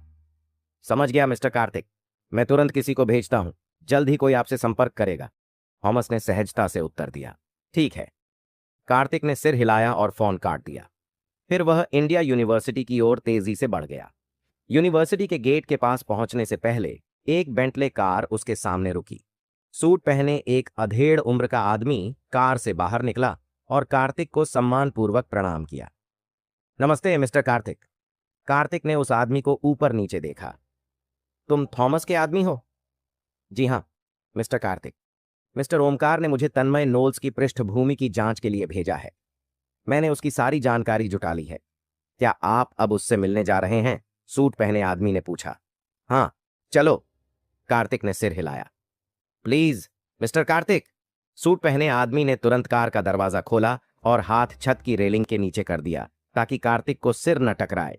उसकी यह हरकत देखकर कार्तिक को थोड़ा अजीब लगा। तुम्हें ऐसा करने की जरूरत नहीं है, कार्तिक ने धीरे से कहा। आप मिस्टर ओमकार के बॉस हैं और मिस्टर ओमकार मेरे बॉस। ये मेरा सौभाग्य है, सूट पहने आदमी ने गंभीरता से जवाब दिया। ठीक है, तुम्हारा नाम क्या है? कार्तिक ने पूछा। मेरा नाम कायल हेस है। आप मुझे कायल कह सकते हैं मिस्टर कार्तिक, सूट पहने आदमी ने गाड़ी चलाते हुए कहा। आप कायल हेस हैं? कार्तिक चौंक गया और उसकी एक्सप्रेशन अचानक बदल गई। क्या आपने मेरा नाम पहले सुना है मिस्टर कार्तिक? कायल ने मुस्कुराते हुए पूछा। बेशक, मैंने आपका नाम सुना है। आप इंडिया में बहुत मशहूर हैं, कार्तिक ने आश्चर्य से जवाब दिया। हाँ हाँ, आपकी तारीफ के लिए शुक्रिया मिस्टर कार्तिक। मैं आपके सामने कुछ भी नहीं हूं। अगर भविष्य में आपको मेरी जरूरत पड़े तो बिना हिचकिचाहट मुझे कॉल करें। कायल ने कार्तिक को सम्मानपूर्वक देखा। कार्तिक ने असहाय भाव से कायल की ओर देखा। उसे समझ नहीं आ रहा था कि अपनी फीलिंग्स को कैसे एक्सप्रेस करे। इंडिया में हर किसी ने कम से कम एक बार कायल का नाम सुना था। कार्तिक ने भी यह नाम अपने फ्रेंड से सुना था। कहा जाता था कि इंडिया में एक ऐसा बड़ा आदमी है जो हर किसी को जानता है। नाम था कायल। पूरे इंडिया में शायद ही कोई कायल से उलझने की हिम्मत करता था। ज्यादातर अवैध कारोबार कायल के अंडर कंट्रोल थे। कार्तिक ने कभी नहीं सोचा था कि यह महान गॉडफादर कायल हेस खुद उसे ड्राइव करके ले जाएगा और उसे नाम से बुलाने को कहेगा। अगर सिद्धार्थ और सूर्यांश को यह पता चला तो क्या वे डर के मारे मर नहीं जाएंगे? 10 मिनट बाद कायल ने बेंटले को डस्क के सामने पार्क किया। फिर वह कार से बाहर निकला और कार्तिक के लिए दरवाजा खोला। मैंने अपने आदमियों से जांच करवाई है, तन्मय इस बार में है। ठीक है, चलो उसे देखते हैं, कार्तिक ने कहा और बार के अंदर चला गया। कुछ देर बाद वह उस प्राइवेट लाउंज में पहुंचा जहां वह पहले आया था। उसने दरवाजा खोला और अंदर चला गया। जब कार्तिक अंदर आया, तन्मय पोकर खेल रहा था। एक पल के लिए वह ठिठका, फिर मुस्कुराया। अरे, ये तो वही कार्तिक है, वह व्यभिचारी। वापस क्यों आए हो? मेरे जूते चाटने आए हो या कुछ और? मुझे खेद है, लेकिन इस बार मेरे जूते गंदे हैं। कार्तिक ने तन्मय को देखा और हल्की मुस्कान दी। तुम्हारे जूते गंदे हैं? तन्मय उसकी बात सुनकर थोड़ा हैरान हुआ, लेकिन जल्दी ही उसने खुद को संभाला और गुस्से में भरे चेहरे के साथ कार्तिक के पास आ गया। हर्षित, जो वहीं सोफे पर बैठा था, अपनी आंखें सिकोड़कर कार्तिक को देख रहा था। वह सोच रहा था कि कार्तिक यहां क्यों वापस आया। बच्चे, तुमने कहा था कि तुम्हारे जूते गंदे हैं, है ना? तन्मय ने कार्तिक को चुनौती भरी नजरों से देखा। हाँ, सही सुना। कार्तिक ने हल्के से सिर हिलाया। इस बच्चे के जूते गंदे हैं। आप लोग क्या कहते हो? हमें क्या करना चाहिए? तन्मय ने अपने आदमियों की ओर देखा, फिर चिल्लाया और तुरंत 1 दर्जन से ज्यादा लोग कार्तिक को घेरने के लिए आगे बढ़े। मिस्टर कार्तिक ने अभी कहा कि उनके जूते गंदे हैं। आप लोग उन्हें क्यों घेर रहे हो तन्मय? कायल ने उसी वक्त प्राइवेट लाउंज में कदम रखा। हर्षित, जो अब तक सोफे पर बैठा बियर पी रहा था, कायल की आवाज सुनकर चौंक गया। उसने सिर घुमाया और जैसे ही उसने कायल को देखा, वहीं रुक गया। वह पूरी तरह से हैरान था। तुम कौन हो? तन्मय ने कायल को देखा और निर्दयता से पूछा। तन्मय की आवाज खत्म होते ही हर्षित ने उसे लात मारकर नीचे गिरा दिया। धड़ाम! फिर उसने तन्मय को घूरते हुए गुस्से में डांटा। कायल से इस तरह बात करने की हिम्मत कैसे हुई? तुरंत माफी मांग। कायल? तन्मय उलझन में था। उसने कायल की तरफ देखा और सोचने लगा कि हर्षित ने उसे लात क्यों मारी। तुम मुझे लात क्यों मार रहे हो हर्षित? ये कायल कौन है? थप्पड़! हर्षित ने बिना रुके तन्मय के चेहरे पर एक और थप्पड़ जड़ दिया और झल्लाते हुए बोला, यह कायल है, कायल हेस। कायल हेस! हर्षित की बात सुनकर तन्मय पूरी तरह से हक्का बक्का रह गया। कमरे में मौजूद बाकी लोग भी डर से सहम गए और सूट पहने उस आदमी को ध्यान से देखने लगे। कुछ ही पलों बाद तन्मय सदमे से उभरा और घुटनों के बल गिर गया। उसने कायल के सामने हाथ जोड़ते हुए माफी मांगी। मुझे माफ कर दो कायल, मैं बहुत बड़ा मूर्ख हूं। मैंने तुम्हें पहचान नहीं पाया। अगर मुझे पता होता कि तुम कौन हो तो मैं कभी इस तरह बात करने की हिम्मत नहीं करता। मैं यहां मिस्टर कार्तिक के साथ आया हूं। मुझे पता चला है कि तुम लोगों ने मिस्टर कार्तिक को नाराज किया है। कायल ने शांत लहजे में कहा। मैं मिस्टर कार्तिक? तन्मय, जो घुटनों के बल बैठा हुआ था, यह सुनते ही और अधिक डर गया। उसने कार्तिक की तरफ देखा और उसका चेहरा सफेद पड़ गया। उसके हाथ पैर डर के मारे कांपने लगे। कार्तिक धीरे से तन्मय के पास गया। मुझे याद है, इसी लाउंज में पहले तुम्हें मुझे अपमानित करने में बड़ा मजा आ रहा था, है ना? मैं मिस्टर कार्तिक, ये मेरी गलती थी। मैंने जो किया वह मेरी मूर्खता थी। अगर मुझे पता होता कि आप कौन हैं तो मैं ऐसा करने की सोच भी नहीं सकता था। तन्मय ने कभी नहीं सोचा था कि वह गरीब डिलीवरी बॉय अचानक मिस्टर कार्तिक बन जाएगा, जिसका इतना बड़ा सम्मान कायल हैस भी करता है। लेकिन अब वह इस बारे में ज्यादा सोच भी नहीं सकता था। वह सिर्फ कार्तिक से रहम की भीख मांग सकता था। क्या तुमने सुना जो मैंने अभी कहा? कार्तिक ने सपाट लहजे में तन्मय से पूछा। आपने क्या कहा? तन्मय कुछ पल के लिए हक्का बक्का रह गया। उसने डरते हुए कार्तिक की तरफ देखा। कार्तिक ने अपना दाहिना पैर आगे बढ़ाया और सीधे बोले, मैंने कहा था कि मेरे जूते गंदे हैं। तन्मय ने घबराकर एक बार निगल लिया और हर्षित की तरफ देखा, शायद मदद की उम्मीद में। लेकिन हर्षित जानता था कि कायल कौन है, और यह भी साफ था कि अगर कायल कार्तिक को इतना सम्मान दे रहा है तो कार्तिक की पृष्ठभूमि बहुत बड़ी होगी।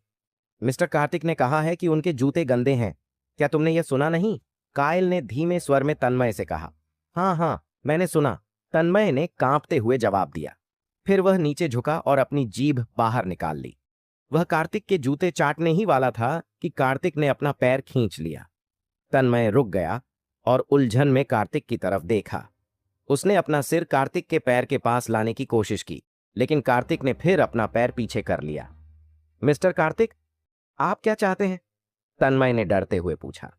कुछ नहीं, बस तुम्हारा गंदा मुंह मुझे और ज्यादा गंदा लगता है, कार्तिक ने ठंडे लहजे में कहा। तन्मय शर्मिंदगी के साथ वहीं खड़ा रह गया। उसने झेंपते हुए कहा, बिल्कुल बिल्कुल, मेरा मुंह गंदा है। मैं आपके जूते चाटने लायक नहीं हूं। मेरे जूते चाटने की बात छोड़ो, कार्तिक ने धीरे से कहा। अब मैं तुम्हें कुत्ते की तरह भौंकते हुए सुनना चाहता हूं। बिल्कुल बिल्कुल, वुफ वुफ वुफ। तन्मय कायल से इतना डर गया था कि उसने कार्तिक की बात मानने में जरा भी देरी नहीं की। वह जमीन पर झुक गया और कुत्ते की तरह भौंकने लगा। बाकी लोग यह सब देखकर हंसी रोकने की कोशिश कर रहे थे। इसके बाद कार्तिक ने कायल की ओर देखा और धीमी आवाज में कहा, चलो कायल। हर्षित, जो अब तक स्तब्ध खड़ा था, यह सब देखकर पसीने से तरबतर हो गया। किसने सोचा होगा कि इंडिया का सबसे बड़ा और ताकतवर गॉडफादर कायल अब कार्तिक के साथ खड़ा होकर उसकी बात मान रहा है? यह देखकर हर्षित को कार्तिक की असली पहचान जानने की और भी ज्यादा उत्सुकता हुई। हाँ मिस्टर कार्तिक, कायल ने सिर हिलाया और सम्मानपूर्वक कार्तिक के पीछे पीछे निजी लाउंज से बाहर निकल गया। हर्षित को अचानक कुछ याद आया। उसने जल्दी से टेबल पर रखे $1,00,000 उठाए और कार्तिक के पीछे भागते हुए बोला, मुझे आज के लिए माफ कर दीजिए मी। कार्तिक, मेरा इरादा आपको ठेस पहुंचाने का नहीं था। कृपया ये पैसे वापस ले लीजिए। पैसे रख लो, ये थोड़े पैसे मेरे लिए कुछ भी नहीं हैं। कार्तिक ने उदासीन स्वर में जवाब दिया और हर्षित की तरफ देखे बिना ही बार से बाहर चला गया। हर्षित, जिसने अपने हाथों में $1,00,000 पकड़ रखे थे, वहीं खड़ा रह गया। वह शर्मिंदा भी था और हैरान भी। बार के अंदर तन्मय अभी भी घुटनों के बल बैठा हुआ था। उसके चेहरे पर शर्मिंदगी के भाव साफ झलक रहे थे। बार के बाहर कायल ने कार्तिक से पूछा, क्या आप परिणाम से संतुष्ट हैं मिसान कार्तिक? अगर आप चाहें तो मैं तन्मय को और सख्त सजा दिलवा सकता हूं। तन्मय जैसा आदमी गुंडा ही है, उसके शब्दों पर परेशान होने की जरूरत नहीं है, कार्तिक ने शांत स्वर में जवाब दिया। ठीक है, मैं आपको वापस यूनिवर्सिटी छोड़ देता हूं। एमी कार्तिक, कायल ने पेशकश की। नहीं, आपकी कार बहुत शानदार है। मैं ज्यादा ध्यान नहीं खींचना चाहता, मैं पैदल ही चला जाऊंगा। कार्तिक ने मुस्कुराते हुए मना कर दिया। ठीक है, लेकिन अगर भविष्य में आपको मेरी जरूरत पड़े तो मुझे सीधे कॉल करिए। जरूर। कार्तिक ने सिर हिलाया और बार से बाहर निकल गया। कायल के जाने के बाद कार्तिक अकेले सड़क पर चलने लगा। सड़क पर गाड़ियों के शोर को सुनते हुए वह बीते दिनों की घटनाओं के बारे में सोचने लगा। पैसा कभी कभी लोगों को उनके कपड़े ही नहीं, बल्कि उनकी इज्जत और आत्मसम्मान भी उतारने पर मजबूर कर देता है, कार्तिक ने हल्के से हंसते हुए खुद से कहा। तभी उसका फोन बजा। उसने फोन निकाला और स्क्रीन पर देखा। यह एक अनजान नंबर था। उसने धीमी आवाज में जवाब दिया, हेलो, कौन बोल रहा है?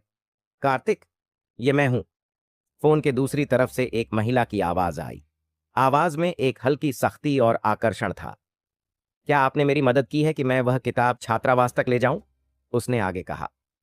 यह आवाज कार्तिक की काउंसलर रेचल प्रोफेसर वालेस की थी। ओह, प्रोफेसर वालेस, मुझे याद है। माफ कीजिए, मैं थोड़ा लेट हो गया। मैं इसे अभी कर लेता हूं। क्या आप छात्रावास में हैं? कार्तिक को अचानक याद आया कि सुबह जब वह दालान में खड़ा था, रेचल ने उसे यह काम करने के लिए कहा था, एक सज्जा के तौर पर। मैं बाद में वापस जाऊंगी। प्लीज रजिस्ट्रार के ऑफिस में जाकर सामान ले आओ, रेचल ने धीमे स्वर में कहा और फोन काट दिया। कार्तिक ने फोन वापस अपनी जेब में रखा और इंडिया यूनिवर्सिटी की ओर दौड़ पड़ा। हालांकि उसके पास इतना पैसा था कि वह जो चाहे कर सकता था, फिर भी वह रेचल जैसी सख्त महिला से पंगा लेने की हिम्मत नहीं करता था। 5 मिनट बाद वह यूनिवर्सिटी पहुंच गया। रेचल का सामान लेने के लिए उसने सीधा रजिस्ट्रार के ऑफिस की ओर भाग लिया। चलते हुए उसे अफसोस हो रहा था कि उसने कायल के साथ कार में जाने का ऑफर ठुकरा दिया। अगर उसने मान लिया होता तो उसे इतनी थकान नहीं होती। दस्तक, दस्तक, दस्तक। कार्तिक ने रजिस्ट्रार ऑफिस के दरवाजे पर 3 बार दस्तक दी। अंदर आइए, एक अधेड़ उम्र की महिला की आवाज सुनाई दी। कार्तिक ने दरवाजा खोला और कहा, प्रोफेसर वालेस ने मुझे कुछ सामान लेने के लिए भेजा है। महिला ने उसकी ओर देखा और कमरे के कोने में रखे एक बड़े बॉक्स की तरफ इशारा करते हुए कहा, उसे ले लो, सब कुछ वहीं है। Thank you. कार्तिक ने सिर हिलाया और बॉक्स उठाने के लिए झुका। फिर वह बिना कोई और बात किए छात्रावास की ओर लौट गया। रेचल ने उसे इस सेमेस्टर के लिए कुछ किताबें ले जाने को कहा था। सौभाग्य से बॉक्स भारी नहीं था और ले जाने में आसान था। इससे पहले भी रेचल ने कई बार उसे अपने कमरे तक सामान पहुंचाने के लिए कहा था, इसलिए यह पहली बार नहीं था कि वह महिला छात्रावास जा रहा था। छात्रावास की वार्डन उसे पहले से जानती थीं, इसीलिए उसे अंदर जाने में कोई दिक्कत नहीं हुई। जैसे ही उसने रेचल के डॉर्म रूम का दरवाजा खोला, एक मीठी खुशबू उसके नथुनों में घुस गई। यह खुशबू बिल्कुल रेचल के शरीर की खुशबू जैसी थी। कार्तिक ने गहरी सांस ली और कमरे के अंदर चला गया। इंडिया यूनिवर्सिटी के स्टाफ को यहाँ काफी सुविधाएं दी जाती थीं। हर टीचर को एक बेडरूम और लिविंग रूम वाला कमरा मिलता था। रेचल का कमरा साफ सुथरा और सुंदर था। उसे साफ सफाई का बहुत शौक था। यह साफ दिखाई दे रहा था। कमरे का इंटीरियर गुलाबी रंग का था। पर्दे और बेडशीट भी गुलाबी थीं। शायद गुलाबी उसका फेवरेट कलर था। कार्तिक ने बॉक्स जमीन पर रखा और जाने के लिए पलटा। तभी उसकी नजर बालकनी पर पड़ी। बालकनी में कपड़े की रेलिंग पर लटकी पारदर्शी अधोवस्त्र की एक जोड़ी हवा में झूल रही थी। वह लेस से बनी हुई थी और काफी आकर्षक लग रही थी। ये तो प्रोफेसर वालेस का है। कार्तिक के मन में हल्की झिझक और उत्सुकता जाग उठी। वह खुद को रोक नहीं सका और बालकनी की ओर खींच गया। जब वह पास पहुंचा और उसने करीब से देखा तो उसे हैरानी हुई। मुझे नहीं पता था कि प्रोफेसर वालेस इतनी बोल्ड हैं, कार्तिक खुद से बड़बड़ाया। यूनिवर्सिटी में रेचल के बारे में जो गपशप होती थी, उसे याद करके वह हंस पड़ा। हालांकि वह जानता था कि उसे यह सब नहीं देखना चाहिए, लेकिन उसकी स्वाभाविक उत्सुकता उसे रोक नहीं सकी। यह गॉसिप जानबूझकर रेचल को बदनाम करने के लिए फैलाया गया था, लेकिन कार्तिक का रेचल के प्रति पॉजिटिव नजरिया था। वह बाहर से थोड़ी स्ट्रिक्ट लगती थी, लेकिन कार्तिक के प्रति दयालु थी। कार्तिक को याद आया कि पिछली बार जब उसने अंजलि की मदद के लिए अपनी ट्यूशन फीस नहीं भरी थी, तब रेचल ने ही उसकी फीस चुपचाप भर दी थी। उसने कभी इसके बारे में बताया नहीं, लेकिन कार्तिक इसका एहसानमंद था। ओ, जाने से पहले कार्तिक ने एक और गहरी सांस ली और बालकनी में लटके उस सेक्सी पारदर्शी अंडरगारमेंट को देखते हुए मुस्कुराया। तभी बाहर से हाई हील्स की आवाजें आने लगीं। Click clack, click clack. आवाज सुनते ही कार्तिक तुरंत बालकनी के कोने में छिप गया। इससे पहले कि वह कुछ समझ पाता, रेचल, जिसने अपने हॉट बॉडी पर एक हिप हगिंग स्कर्ट पहनी हुई थी, दरवाजा खोलकर अंदर आ गई। कार्तिक उसे देखकर हैरान था। वह समझ नहीं पा रहा था कि अब क्या करे। अगर वह अभी बाहर निकला तो रेचल को उस पर शक हो सकता था। उसे पता था कि अगर रेचल को यह सब पता चल गया तो वह खत्म हो जाएगा। इसीलिए उसने गहरी सांस ली, खुद को शांत किया और बालकनी के कोने में छिपा रहा। यह गर्मी सच में जान ले रही है, रेचल ने कहा और अपना हैंडबैग टेबल पर रखकर अपने पैर फैलाने लगी। बालकनी में छिपा कार्तिक मन ही मन प्रार्थना कर रहा था कि रेचल जल्दी से कहीं और चली जाए। ठप ठप। रेचल ने अपनी हील्स उतारी और फर्श पर फेंक दी। इसके बाद वह नंगे पैर रसोई की तरफ बढ़ी।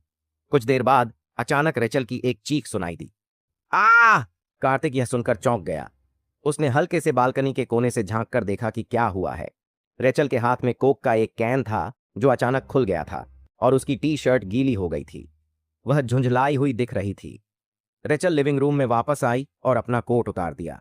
कोट के नीचे उसने सफेद रंग का कैमी टॉप पहना हुआ था जिससे उसकी क्लीवेज साफ नजर आ रही थी, लेकिन अब कैमी टॉप भी कोक से गीला हो चुका था। कार्तिक यह सब देखकर मन ही मन बड़बड़ाया, क्या वो कपड़े बदलने जा रही हैं?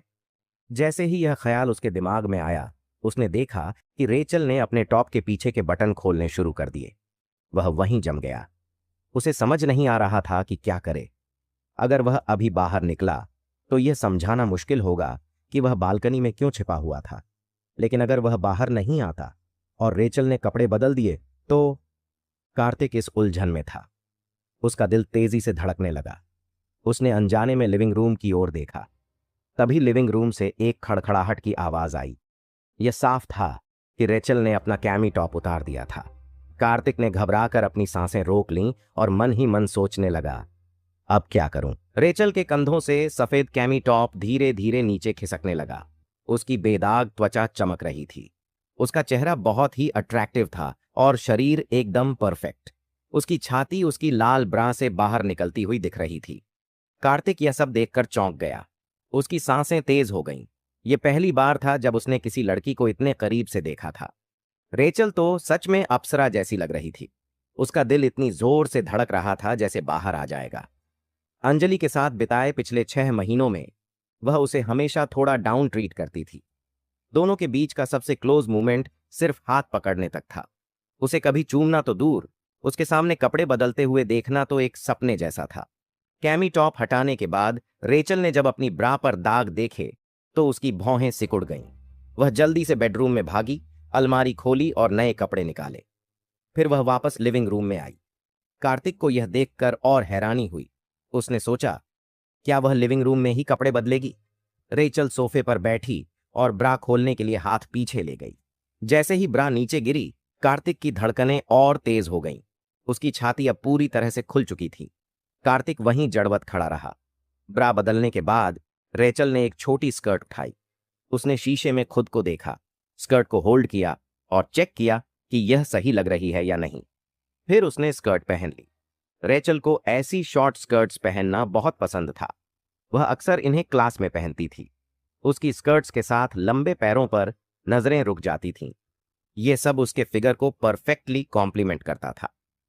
शॉर्ट स्कर्ट पहनने के बाद उसने एक टी शर्ट और हाई हील्स पहने। कार्तिक ने राहत की सांस ली।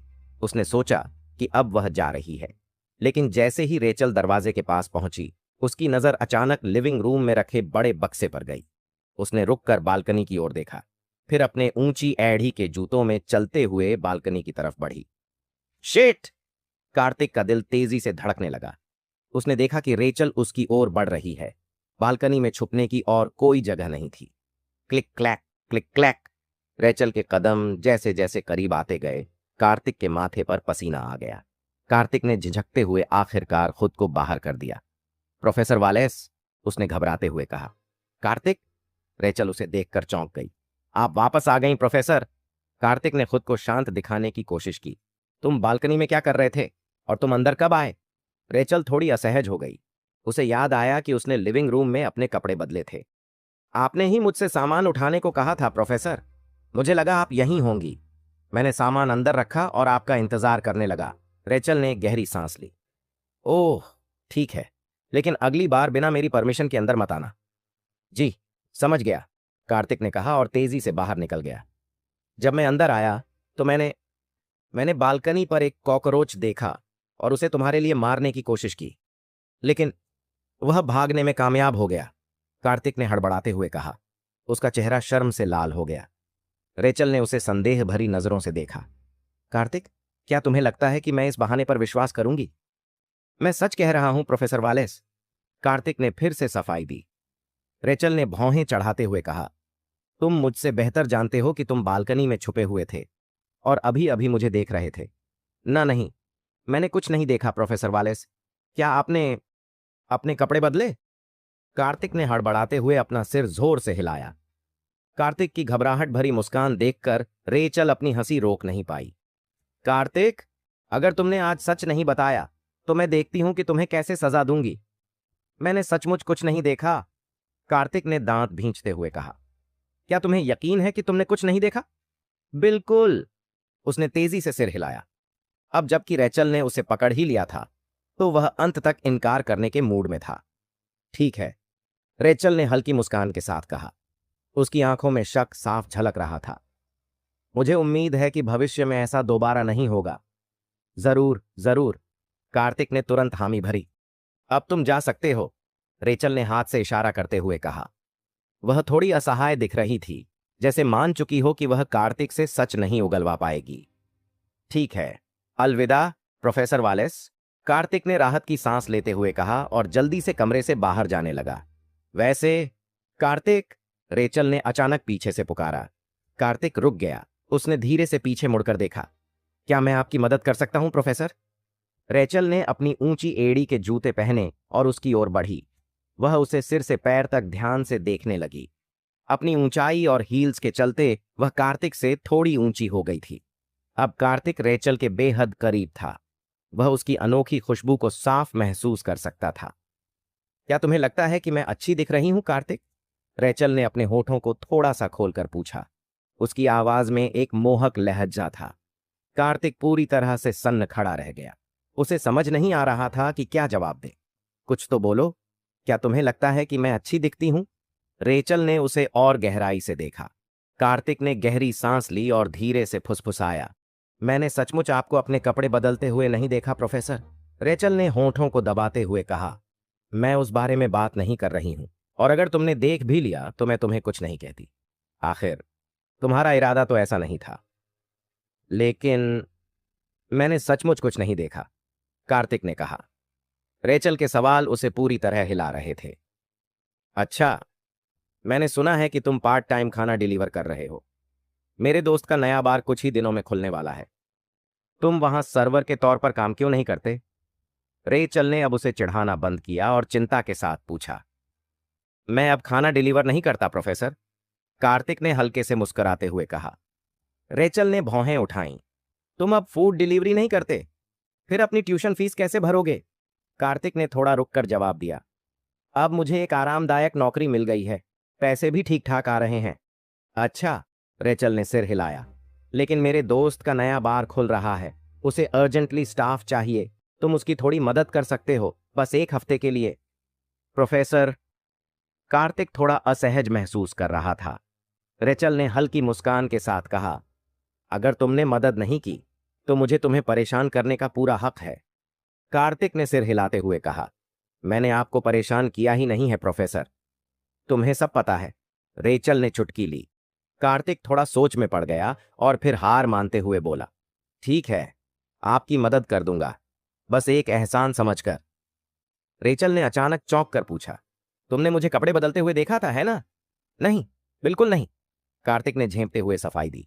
लेकिन सच तो यह था कि वह घटना उसके दिमाग में अटकी हुई थी।